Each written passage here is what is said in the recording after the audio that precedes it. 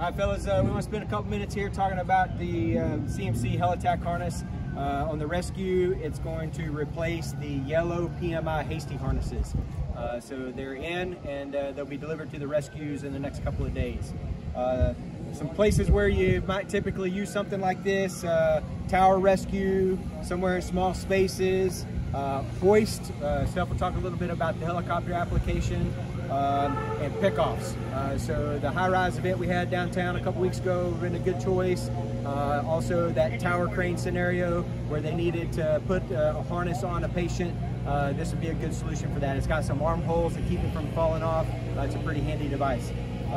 So they're going to be carried on all the rescues. So if you need one, you find yourself in a spot where you need one, rescue companies have them, and they'll also be carried by Starflight. So Steph's going to talk a little bit about the device itself, how to put it on somebody, and we'll close it out. Hey, I'm Steph, work for Starflight. This is the Helitack Hotseat.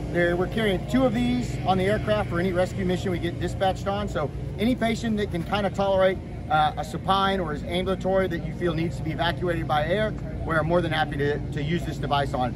Also, if you have somebody who's critically injured but they're in an area that it's dangerous for y'all to work on, we can also use this to extract them. So to put it on, it's pretty simple. Come on over here. It comes in a handy carrying bag. You can leave on the ground or take wherever you want.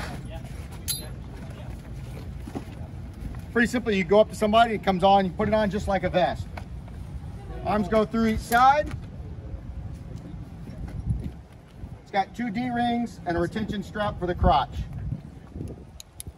For helicopter operations, we're going to use this device, which is known as an HRV. We're going to connect it to the victim, get them to hold on to the handholds, and then we're going to connect this part to our harness, making sure that everything's connected all the way across.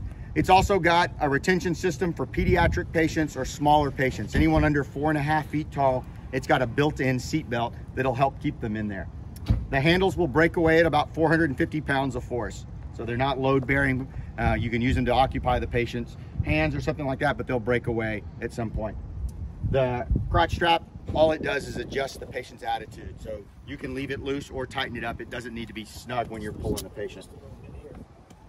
Give you some breathing room. That way, if you install it with somebody that's standing, you got a little bit better position there. So this is their HRV that they'll be using for helicopter applications.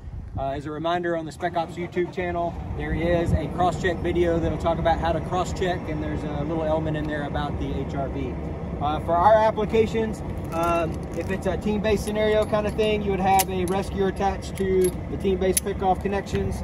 Our first connection to the casualty in the harness is just going to be a carabiner through the 3 rings, and then you can take the closer Prusik lanyard, follow the same path, and then you're ready to go. So the connections just need to be through both steel rings and the webbing loop to make it sound. The last thing we'll show, just Steph mentioned it briefly, I just want you to see the smaller on the inside. You've got the Velcro here. You just peel that down, and there's some buckles and straps here that you could wrap around a little smaller person. You guys can mess with that in the stations. If you've got any questions, call the Spec Ops office. I'm always happy to answer questions. That's the Helitack Hotseat, be on all rescue companies.